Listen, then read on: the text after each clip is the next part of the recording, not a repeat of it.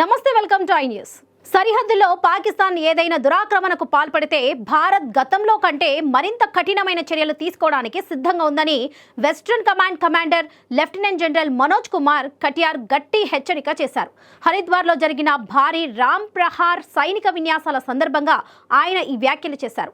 పాకిస్తాన్ నుంచి మరోసారి రెచ్చగొట్టే అవకాశం ఉందనే అంచనాతోనే ఈ విన్యాసాలు నిర్వహించామని సైన్యం స్పష్టం చేసింది. ఈ విన్యాసాల పూర్తి వివరాలు, పాక్కు భారత్ ఇచ్చిన గట్టి సంకేతం ఏమిటో ఇప్పుడు తెలుసుకుందాం.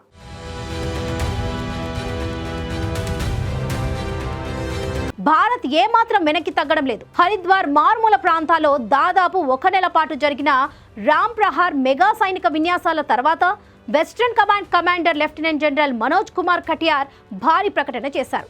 ఆయన మాటల్లో శత్రువుకు ఆపరేషన్ సింధూర్లో గణనీయమైన నష్టాన్ని కలిగించారు. ఇప్పుడు శత్రువు ఏదైనా తప్పు చేస్తే ప్రతిస్పందన మరింత తీవ్రంగా ఉంటుంది. ఈ ఎక్సర్సైజ్ ఆ ప్రతిస్పందన కోసమే అని క్లియర్ గా తెలిపారు. పాకిస్తాన్ నుంచి మరో రెచ్చగొట్టే చర్య ఉండవచ్చనే అంచనాతోనే ఈ మెగా ప్రాక్టీస్ చేశారు. ఈ రామ్ ప్రహార్ ఎక్సర్సైజ్ లో సుమారు 15,000 మంది సైనికులు పాల్గొన్నారు. జాగ్వర్ యుద్ధ విమానాలు, శత్రు భూభాగంలోకి ఎంటర్ కాగల అపాచీ హెలికాప్టర్లతో కలిసి భారీ సమన్వయం.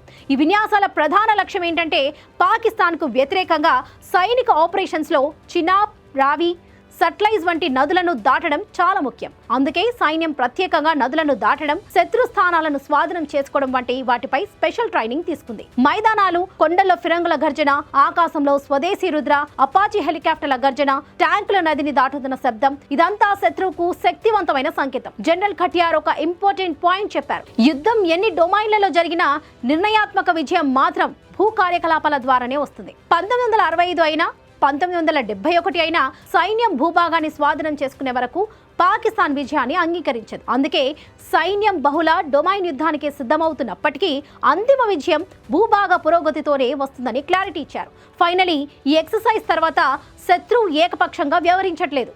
వారు ఇంకా ధైర్యం చేస్తే భారత సైన్యం మనుపటి కంటే మరింత శక్తివంతమైన, నిర్ణయాత్మకమైన చర్య తీసుకుంటుంది.